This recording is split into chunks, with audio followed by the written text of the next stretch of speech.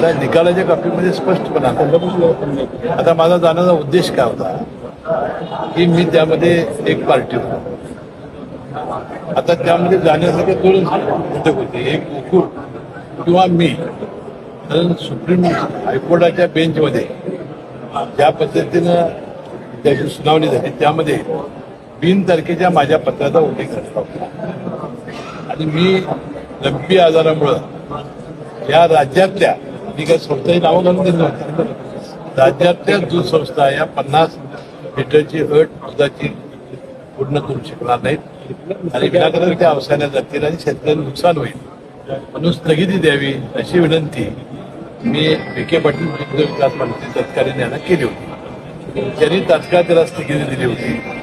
त्यांनी ऑर्डर देताना तारीख आखली नव्हती. दोघांच्याही तारखा या अनावधानं राहिलेल्या होत्या. परंतु ज्याच्या आधारे त्या सचिवांनी जो आदेश काढला जॉईंट रजिस्ट्रारला, त्याच्यामुळं ह्या ज्या व्यवसायात त्याला स्थगिती मिळाली त्या जॉईंट रजिस्ट्रारच्या पत्रावर तारखा होत्या. आणि मग ह्या 1200 संस्थांचं त्यांनी अनेक माहिती दिली आहे. सगळ्यात दूध पूर्ण करणाऱ्या संस्था आहेत, फार जुन्या संस्था आहेत एक एक, आणि ही नावं आल्यामुळं त्यांच्यावर अन्याय होणे या एका चांगल्या हेतूनं मी सर्वोच्च न्यायालयात गेलो.